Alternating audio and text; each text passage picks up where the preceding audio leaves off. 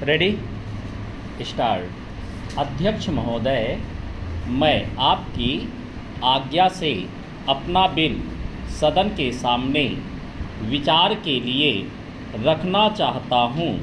मैंने इस बिल में एक बात कही है कि जो विदेशी धन गलत तरीके से हमारे देश में आता है उसके ऊपर कोई कड़ी निगरानी होनी चाहिए। मैंने इस बिल में यह भी कहा है कि कोई भी पार्टी, कोई भी संस्था, कोई भी आदमी अगर विदेशों से धन लेता है तो उसकी सूचना तुरंत सरकार को दी जानी चाहिए। उस आदमी या उस संस्था के लिए यह भी अनिवार्य हो कि उस राशि का पूरी तरह से लेखा जोखा रखे और एक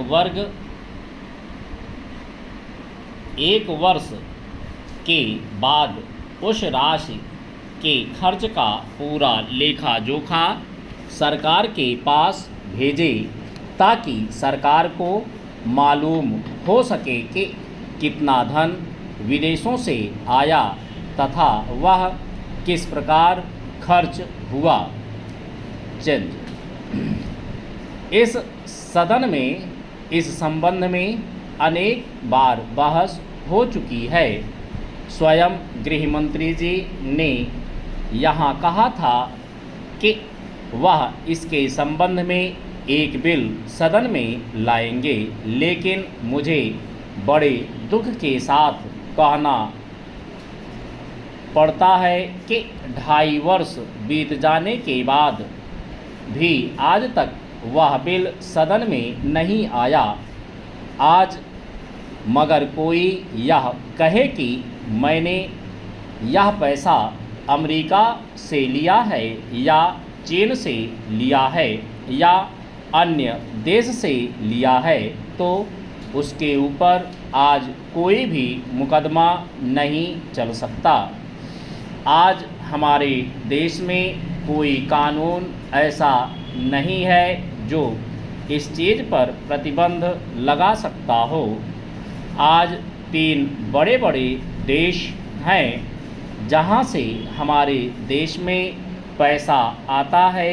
कुछ पैसा अमेरिका से आता है, कुछ चीन से आता है और कुछ पाकिस्तान से आता है और छुटपुट अन्य देशों से।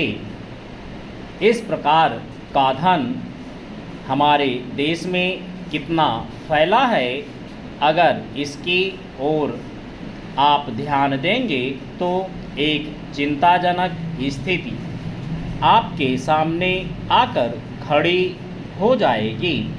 अगर इसी तरह चलता रहा तो हो सकता है कि एक दिन हमारे देश की सुरक्षा, प्रजातंत्र की सुरक्षा खतरे में पड़ जाएगी।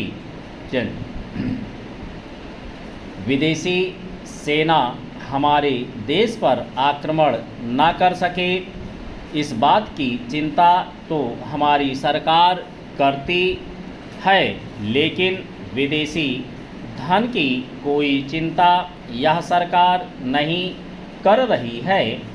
आज चाहे राजनीतिक क्षेत्र हो, सामाजिक क्षेत्र हो, शिक्षा का क्षेत्र हो, चारों तरफ विदेशी धन के जरिए बाहर के लोग हमारा गला घोंटने के लिए तैयार बैठे हैं। आप बड़े बड़े शहरों में जाएं तो पता चलेगा।